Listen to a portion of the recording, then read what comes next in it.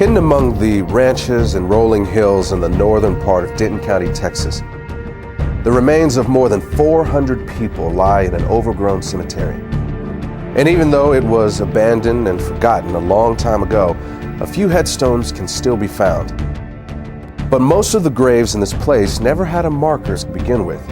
That's because the people who were buried in them were considered to be property, not much different than a horse or a mule. This is where slaves were buried.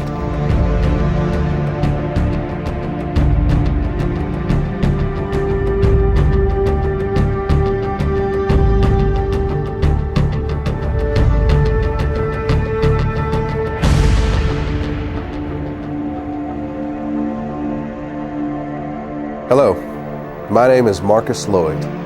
And I'm Michelle Renee. We thank you for joining us. If you are African American, you and I will always be connected to the people whose bodies lie in that cemetery. Our ancestors may have worked alongside of them in the same cotton fields. They could have been bought and sold at the same auction houses or had chains hammered around their necks by the same overseer. Some of them may have even been hunted down by the same slave catcher or whipped by the same master. For almost 250 years, our people were held in bondage. And today, this period of history has come to be known by an ancient Swahili word. It's called the Ma'afa. And it began when the first Africans were shackled to the bottom of a slave ship. But the irony is that it did not end when the slaves were freed. In fact, it hasn't ended yet. And as you're about to see, a hidden racial agenda is keeping the Ma'afa alive into the 21st century. What shall be done with the 4 million slaves if they are emancipated? This question has been answered and can be answered in many ways. Primarily, it is a question less for man than for God, less for human intellect than for the laws of nature to solve. Our answer is, do nothing with them. Mind your business and let them mind theirs. Your doing with them is their greatest misfortune. They have been undone by your doings, and all they now ask and really have need of at your hands is just to let them alone. Frederick Douglass, 1862.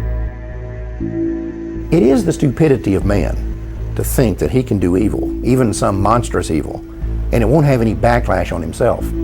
But of course, it seldom works that way, and the moment he figures that out, he starts looking for a way to avoid the repercussions of what he's done.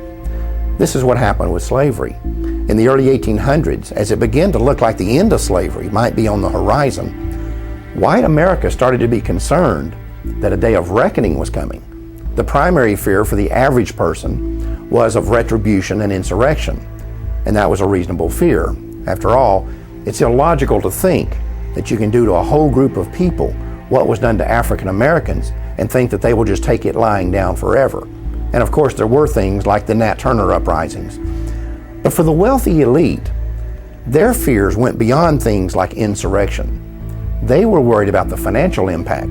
Remember, it was not just the cotton plantations that profited from slavery. Whether you're talking about the banks or the insurance companies, the railroads, even the newspapers, the fact is that almost every aspect of the American economy was at some level or another invested in the slave business. You also need to recognize that for the wealthy elitists who controlled this system, slaves were an asset as long as they were slaves. But at the moment they are set free, they become a liability. And what the elite knew was that the end of slavery would instantly release 4 million people into the economy who had been kept uneducated and effectively unemployable anywhere but the cotton field.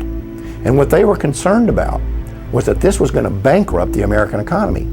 Taxes were going to go through the roof to take care of these people. Crime was going to be rampant. The prisons were going to be flooded.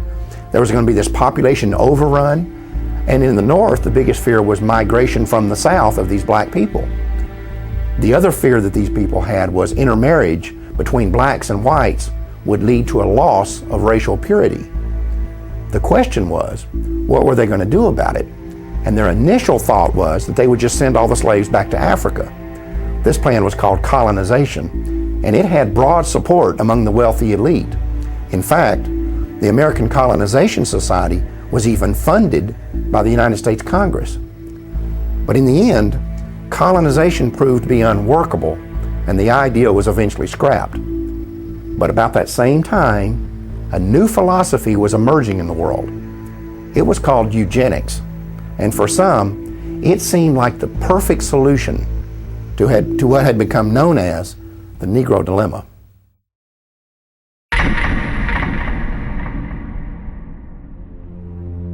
I do not join in the belief that the African is our equal in brain or in heart. And I believe that if we can, in any fair way, possess ourselves of his services, we have an equal right to utilize them to our advantage. Francis Galton, 1857. Francis Galton is known as the father of eugenics. He actually coined the phrase eugenics. So he believed in trying to increase those he felt were superior in stock and decrease those he felt were inferior. Francis Galton came from a very wealthy family, a family that made its wealth from the slave trade. And what a lot of people don't know is that Francis Galton was a cousin to Charles Darwin. Francis Galton took Charles Darwin's philosophies and ideas and thoughts, and he actually put them into practice, and that's what we know today as eugenics. Eugenics and evolution are related in that they both see what they consider to be the highest form of primate, such as the gorilla, as almost indistinguishable from what they consider the lowest form of human, the African and the Aborigine. At some future period, not very distant as measured by centuries, the civilized races of man will almost certainly exterminate and replace the savage races throughout the world. The break between man and his nearest allies will then be wider, for it will intervene between man and a more civilized state, and some ape as low as a baboon instead of as now between the Negro or Australian and the gorilla. Charles Darwin, 1890. Charles Darwin is very well known for writing The Origin of Species in the 1800s. This book gave rise to evolutionary theory. What people don't know is that there was actually a longer original title to this book, and that was On the Origin of Species by Means of Natural Selection, or the Preservation of Favored Races in the Struggle for Life. Now, copies and editions that they made afterwards eliminated that phrase about the favored races. Evidently, they understood then that it was politically incorrect. Some may defend Francis Galton because eventually that he rejected slavery, but they do point out that all of his wealth did derive from the slave trade, but also it needs to be known that he, as well as other eugenists, did not reject slavery until after it had ended, and they could not any longer exploit blacks legally. So at that point, it would have been quite easy for he and his cohorts to reject slavery. I think this is a point that we all have to really realize, that the eugenics movement was not invented by the everyday average white American, but by a select group of wealthy white elitists that had often used this ideology to pit all of white America against black America.